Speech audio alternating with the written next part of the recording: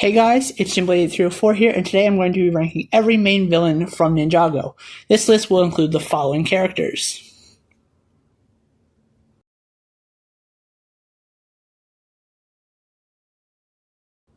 If you don't see some characters on the list, it's because they classify as a secondary villain, which will be a separate video. Let me know who your favorite villain is in the comment section down below. With that being said, let's get started. At number 20 is Ronin from the Island. I like Ronin as a character. I liked his introduction in Possession and kind of redemption in Skybound. I did not like how they used him in the island and turned him back into a petty thief and tricking the village keepers to giving all their loot with a fake Wajira. At number 19 is Empress Beatatrix from Dragon's Rising Season 1. Her main plan was to harness Source Dragon energy to provide for Imperium. Doesn't sound so bad, but she's also harming dragons in the process of that. She captured many of them and she wanted to gain control of every other realm. She could still return at some point. She was sucked up into a Mergequake, so she may still be out there and we could see her again sometime soon.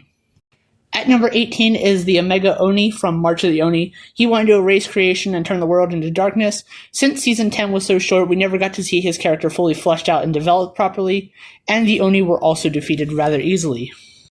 Number 17 is Sensei Yang from Day of the Departed. Master Yang, creator of Airjitsu, and ghost who just wanted to return to the physical world. Day of the Departed is not the best piece of Ninjago media by any means, and Sensei Yang is part of that. He ended up turning good-ish and letting Cole return to the real world instead and reunite with his friends. He was a bland villain, which results in the low ranking.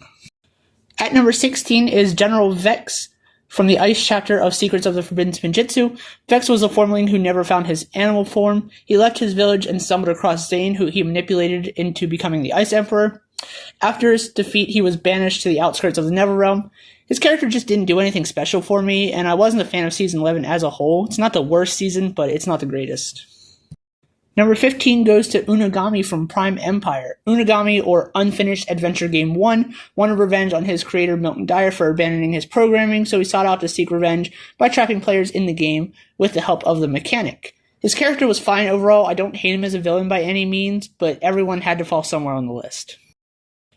Number 14 is a Spher from the Fire chapter of Secrets of the Forbidden Spinjitzu. Revenge! Another Ninjago character who wanted revenge on Master Wu for deceiving her, when she was the one who in fact betrayed him. She was a fine character when she wasn't screaming revenge in everyone's face. Number 13 is Harumi from Sons of Garmadon, also known as the Jade Princess or the Quiet One. Harumi wanted revenge on the ninja for allowing her parents' death during the Great Devourer saga, which we learned in Crystallize. The person she actually wanted revenge on is the Overlord. Harumi tricked Lloyd into trusting her until they got the Oni mask when she revealed herself as the leader of the Sons of Garmadon. I like her as a character, don't get me wrong. I think she works better as a secondary villain rather than the primary villain, which we'll get to in another video. At number 12 is Kalmar from Seabound. Kalmar is very prejudiced against the surface world. He sought to awaken Wojira to destroy the surface world and all those who inhabit it. Kalmar's motive was a bit confusing since the surface people didn't really do anything to him or his kingdom. I like his character design, but his motive was questionable at best. At number 11 is Iron Baron from Hunted. Iron Baron was obsessed with Hunted and killing dragons. He was also responsible for the death of the ninja's beloved Ultra Dragon. Iron Baron was a cunning villain. He manipulated the dragon hunters into believing the ninja were Oni, and that there were Oni still left in the first realm. There's definitely better villains, but a solid entry from what I think is Ninjago's best season. Cracking the top 10 of the list is Thunderfang from Dragon's Rising Season 3. It's super cool to see a dragon as a main villain, and I think that's just really awesome in general, something never been done before. He manipulated the Forbidden Five into freeing him so he could steal their souls. He was a fierce warrior dragon who turned rogue when he was denied the rank of Source Dragons. The Dragon of Chaos seeking revenge on the Source Dragons for denying him that status. We still have yet to see if or how he'll be defeated, but right now he deserves a top 10 spot in my opinion. At number 9 is Natan. Natan is a power-hungry djinn who only wanted infinite wishes so he could rule over his new Ninjago and wanted revenge on the ninja because they destroyed it along with the Cursed Realm when they defeated the preeminent in Possession. I'm not a fan of Skybound as a season, it's no secret, but I don't hate Natan at all. I think if the season was better, he'd be higher on the list. At number 8 is the Time Twins, Crux and Acronix. Stop me if you've heard this one before. Evil villain wants revenge on Master Wu for wronging them in the past. The Ninjago community seems to overall not like Hands of Time, but I personally love Hands of Time. One of my favorite seasons. The Time Twins betrayed the Elemental Alliance during the Serpentine War because, as they said, control time, control everything. They were very powerful, having the ability to speed up, pause, slow down, and reverse time. They are still lost in time somewhere as of the one Ninjago short that was released on LEGO's YouTube channel, so it's possible we could see them again sometime soon. At number 7 is the Skull Sorcerer from Master of the Mountain. Season 13 is one of my favorite seasons. The Skull Sorcerer is a big part of that. He enslaved the geckos and months to harvest Venstone for the mysterious buyer, which we'll get to him later. King Vangelis became the Skull Sorcerer with the Skull of Hazadur. Cole defeated him using the Spinjitzu verse. He was a solid villain who made a great season better, in my opinion.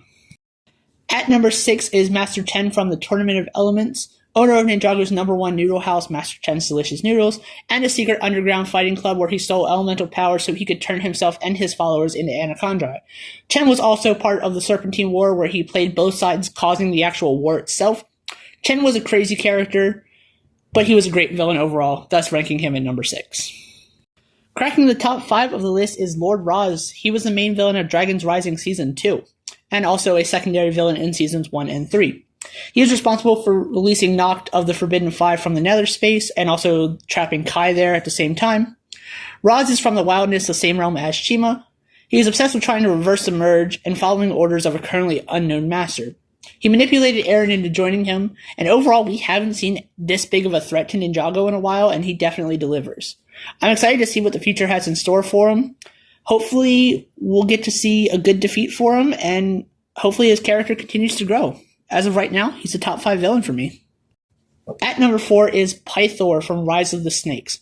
Pythor is one of my favorite characters overall in Ninjago, but he definitely works better as the main villain than a side one. His goal was to unite the tribes, collect the Fang Blades, and release the Great Devourer, not realizing it would consume not only everything in Ninjago, but the Serpentine themselves.